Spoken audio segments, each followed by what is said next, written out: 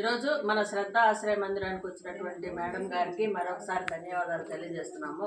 Madam మన ఆశ్రమానికి ఎంతో శ్రద్ధగా వాళ్ళకి ఏం కావాలి, బెడ్షీట్లా, ప్రొవిజన్సా, ఫుడ్డా, మెడిసినా, మీకేం కావాలంటే నేను తీసుకొచ్చి ఇస్తాను అని చెప్పి మేడం గారు మనకి చెప్తున్నారు. అలాగే చేస్తున్నారు, చెప్పడం కాదు చేస్తున్నారు. ప్రతిరోజు ఆవిడ ఉండే తిరుచానూరులో అక్కడి నుంచి పని కట్టుకొని వాళ్ళ ఫ్రెండ్స్, అదే వాళ్ళ సన్నిహితుల్ని వాళ్ళందరినీ తీసుకొని వచ్చి మన ఆశ్రమం చూపించి ఇక్కడ ఉండే వాళ్ళకంతా మనం సహాయం చేయాలని చెప్తున్నారు మేడం గారు. ఆమెకు మనం ఎప్పుడూ రుణపడి ఉంటాము. మేడం గారికి, వాళ్ళ పాపకి, మేడం గారితో పాటు వచ్చిన వాళ్ళందరికీ ఆ దేవుడు వెంకటేశ్వర స్వామి నిత్యం తోడుండి వాళ్ళకి అన్ని అష్టైశ్వర్యాలు, ఆరోగ్యాలు, నిండు నూరేళ్ళు ఇవ్వాలని మన శ్రద్ధ ఆశ్రయ మందిరం ద్వారా మనస్ఫూర్తిగా కోరుకుంటున్నాము.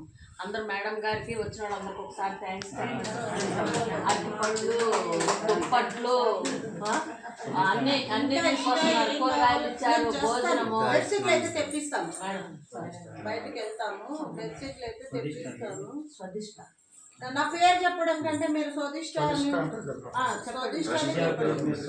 స్వదిష్ట సేవా సంస్థ విజయ మేడం గారు, స్వదిష్ట అన్నదాన ప్రసాదం, స్వదిష్ట అన్నదాన ప్రసాదం మేడం గారు దాన్ని పెట్టుకొని దాని ద్వారా అందరికీ, పేదవాళ్ళందరికీ సేవ చేయాలనే ఉద్దేశం.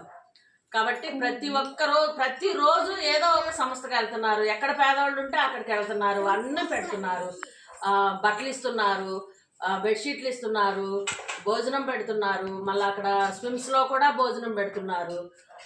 మేడం గారు చాలా అంటే చాలా మంచి కార్యక్రమాలు చేస్తున్నారు మేడం.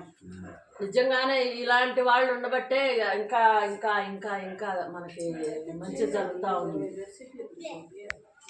ఖచ్చితంగా మేడం, థ్యాంక్ యూ మేడం. తొందరపడి బెడ్షీట్లు మనం ఇంకా పంచలేదు, మీతోనే స్టార్ట్ అవుతుంది.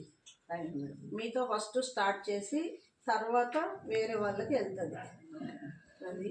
ఎందుకంటే మీరు చెప్పేశారు వీళ్ళు ఎక్కడ బెడ్షీట్లు పంచారు ఇట్లా చెప్పుకుంటున్నారని. అట్లంతా ఏం లేదు మేడం, మీరు వచ్చేదే ఎక్కువ, బెడ్షీట్లు ఇస్తారు. మీకు ఒక ఇంట్లో ఒక 20 అయితే సరిపోతాయా?